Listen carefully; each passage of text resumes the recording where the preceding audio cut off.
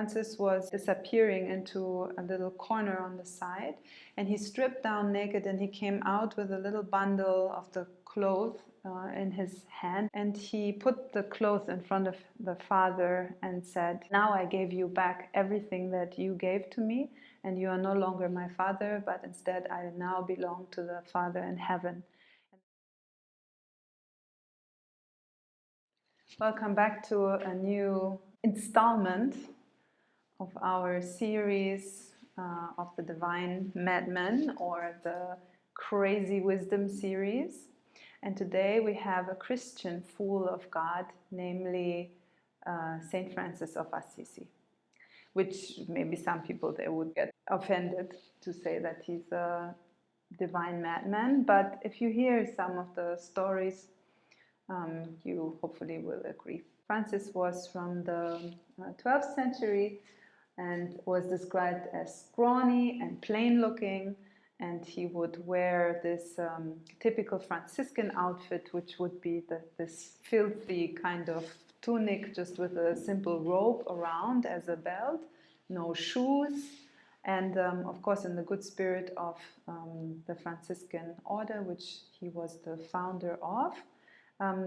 Usually they would just share everything they would have. So even if sometimes maybe they would obtain a little bit of a thicker blanket or something like that, then eventually they would anyways just give it away, because somebody more poor and more cold and more frail would simply need it, and then they would offer it.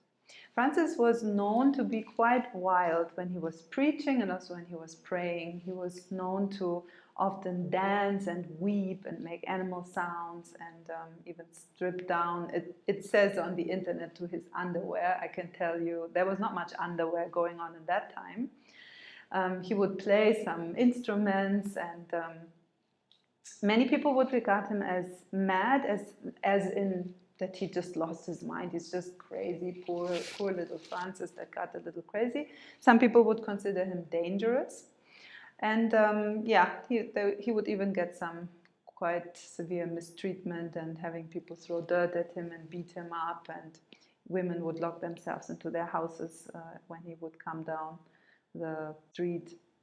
So he was quite an interesting being to behold, let's say. He came from a quite rich family, and his father was a successful clothes merchant, which then also he was supposed to become, and he was going to school a little bit and then training with his father, going on all sorts of trips. He spoke several languages. He would be known to sing all sorts of French songs. That was the sort of popular style, and even when he was already a monk, he would still oftentimes sing in French because he would like it so much. So he came from this sort of bourgeois background. He was like, they were a known family in their town of Assisi. They were well-made people, so to say. Francis even went to war at one point, which was a big honor at that time. Like it was the proper people who go to war and wear some nice thing while they're riding around on their nice horse and what have you. But actually in that time he went to prison, and very likely this is where it started to shift for him, his whole perception of life. He also had some quite severe illness when he came back from war, and all of this was thought to be sort of conducive to his shift to finding Christ, basically. So we could definitely say that Francis was not following any social norms. If you remember the introduction to the Divine Madness, this is the whole point, the whole example that these masters make, is that we don't follow the social norms. We attune ourselves clearly, fully, and without any doubt with the universal principles, and especially, of course, universal love, also universal ecstasy in some cases. And Francis was definitely a very good example for that.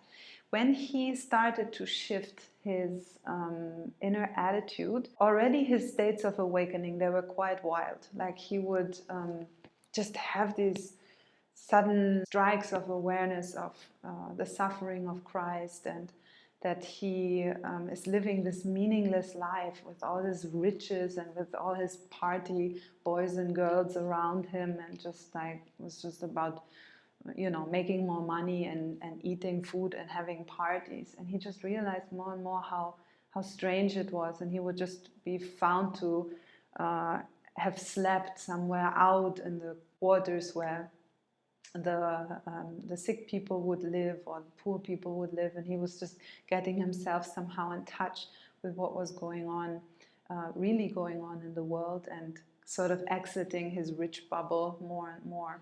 And eventually it came to this scene, which is like one of the legends around Francis, that just at one point in one of his raptures of Christ, and just realizing how silly his life before was, he basically took a lot of the riches and fabrics and like this, very expensive kind of fabrics and clothes and so on from his father, and he just gave them out in town and threw them out of the window and gave them away as a sign of liberating himself and his family from all these silly, heavy things somehow. His father didn't like that, as you can imagine, and he said his poor son has completely gone mad, and now he has to suffer from it, and the son doesn't give him any credit anymore for everything that he did for him, and he paid for his education and this and that. So he put him into a court case. He put Francis into a court case, and once they were there in the courtroom, and the judge asked the father, okay, what do you bring forward against your son? What did he do wrong to you? And then he said, he takes everything I have, and he took all my money, and he wears my clothes, and then he disrespects me in this way in front of everyone, and so forth. And at one point, Francis was disappearing into a little corner on the side, and he stripped down naked, and he came out with a little bundle of the clothes in his hand, and of course people were in uproar about this, and he put the clothes in front of the father and said, now I gave you back everything that you gave to me, and you are no longer my father, but instead I now belong to the Father in heaven. And there was a bishop present, and to cover, so to say, Francis's shame in his eyes, he threw his bishop cloak on top of Francis. So it was this naked, humble little guy there in the court wearing this, highest sign of clergy somehow within that courtroom, and giving the symbol that now he would belong to Christ somehow. He would walk in the street and would just cry and weep and mourn and like make all sorts of sounds and break down in agony and so forth. And people would ask him, but why are you crying? And he would say, I cry for the suffering of Christ, and I am not ashamed of it. And then everybody who would see him that way and hear him that way would immediately become his disciple. Even after he reached enlightenment, and he was actually considered a saint quite some years before he died, which is very unusual, he would spontaneously notice if a church or a monastery or like a little shrine, Christian shrine, would be in any way dirty or not well attended to. He would immediately go and clean up and just sweep and so forth. And very often also in his own church that he later on renovated and rebuilt, he would often receive donations. People would come, and it would be sort of custom that you leave some donations in the church if you have the money, and you would leave them as offerings on the altar. And then in the end of the church service, you would clean out the altar. That would also be quite normal to do that. And, if it was fruits or something, then maybe they could be shared and eaten, and some things they were sacrificial, so they needed to be thrown in a certain way and so forth. And of course you would dust off, and sometimes some leaves would fly in and so forth. And then very often, as Francis would rearrange an altar in a church, he would just take whatever dust and leaves and money and everything into the big rubbish bin, and then just throw it all out, because for him it was sort of the same meaning to have money or dirt on the altar. He would have these moments of quite severe self-punishment. Somehow it was the style of the day for Christians. whenever he would do something like that, like have an unclean thought, or eat too much, or have a resistance towards his prayer or something, then he would tell all his disciples and his brothers to come, and they would need to make a prostration through the city where they would be currently at, and everybody would need to point at him and to say, "This is Francis, the great sinner that ate too much, and this is Francis, the great sinner who had the thought so and so and so." And he would just walk through the town very heavy and very sad, and sort of become this image of underlining what it means to be vicious somehow. The church that he renovated originally was the Basilica of Santa Maria degli Angeli. I hope I say it right. And that little basilica, it was basically ruins. And he would have this voice in his head saying, "Francis, rebuild my church, rebuild my church." And he would not be able to resist it, even though he had no means, he had no money. It was just him in his little robe, as you see him there. He would just start to go there and move one stone at a time, very slowly, carefully, step by step. And people would start joining him, especially the sick and the poor that he would also take good care of.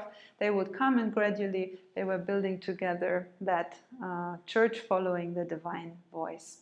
You can see in many of the imagery with Francis, you find a lot of animals, and especially birds. And this also has a good reason, because he had this very special connection with birds, as he was known to preach to them.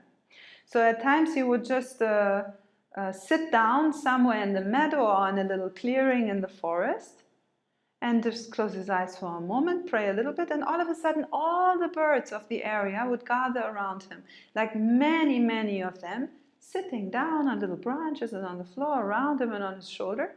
And then he would start to preach to the birds, very specific lessons, Christian lessons for the birds. So let me tell you about our Savior, Jesus Christ. And he would start to teach. And people would say, "Francis, why are you doing this? This is completely senseless. You sit there for hours talking in ways that the people should listen." And he would be completely startled and just say, like, "But these are our brothers and sisters, birds. And they also need to hear about His Majesty, Jesus Christ." He would also be known soon, even before he became really a saint. People would already see that there's some magical stuff happening around him.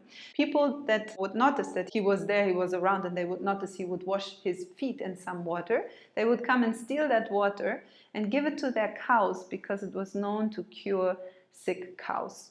And also at one point, Francis was in an animal market, and there was someone who had a bunch of lambs, and he noticed that the lambs there were unhappy and resisting the whole process of being sold, probably for slaughter.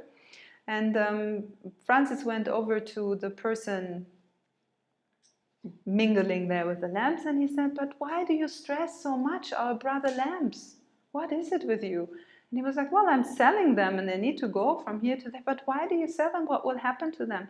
"Well, people will eat them and then make skins from them to keep themselves warm and so forth, and maybe use the wool." And Francis was so shocked. He said, "I'm buying all of them." And for some time, he was known to have this little flock of lambs go after him all the time. Wherever he would go, they would come with him to the church service and just make their sheep sounds there in the church, because he had to save the brother's lamb, and they would come and then listen to his sermons and his preachings as well. He was also known to be very surrendered to his brethren, and they were also very surrendered to him. So sometimes when he would go and preach in a city, simply two brethren would come with him, and then Francis would stand there and he would say, "Okay, you need to follow the gospel like that, and act like that, and be humble, and love, and do like this, and do like that." And then the brothers, they would just say, "Yes, do as he says. It's true what he's saying." And that would be sort of their whole role in the preaching process. Many of his brethren became saints later on as well, and he would have this habit of completely surrendering his life to his brothers. So he would just sometimes choose one of them, and the whole day or the whole week or the whole month, that person would tell him what to do. And otherwise he wouldn't do anything. He would just sit there and wait until he's told what to do. Clean that. Okay, now pray. All right, then. And he would sort of keep himself humble in that way. And he sent one of his brothers, and there you can see how devoted they were also to him, Saint Rafino. He sent him to a town to preach naked. And of course they were laughing about him and not listening at all. But he was sort of there and cheering him on. No, you have to keep talking about Christ, keep talking about Christ.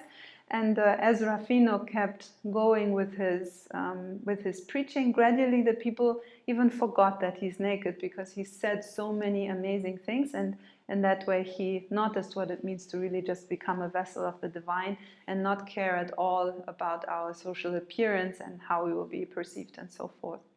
And then Brother Giles, he was maybe one of the craziest of all the brothers, and he had this moment where he thought, wouldn't it be good that we could just focus on prayer continuously and not have to think about anything else? So why don't I really do all my brothers a big favor, and I will just cook so we have for many weeks food to go from. And in the middle of the night, when the brothers came home, they found Giles in a complete frenzy with like 50 pots with all sorts of legs of pigs and chickens coming out of the pots and so forth. And he was in this frenzy of cooking for everyone. And you must imagine this was, in a setting where these brothers, they were going out every day and begging for food. It was not normal to have a whole lot of food. But because he was in this madness, he just went to town and he just asked all sorts of people for all sorts of food and made these massive amounts of food and of cooking for everybody, which of course it was so much they couldn't even manage to eat it all and had to give a lot of it away. And also not to say that Brother Giles was not very good in cooking, so a lot of it was just a bird swimming in some juices and some potatoes. So as the master saw the disciples, they were quite a colorful bunch. I very much recommend to read or listen to the biography of St. Francis. It is extremely inspiring, with lots of beautiful stories and miracles, and just a very humble and beautiful saint with definitely some good amount of madness in him. Hey guys, if you like this video, make sure to like and subscribe to our YouTube channel for more content on spirituality, Tantra and more. And if you want to sign up for our online classes or for our retreats, you can see our website on the description below.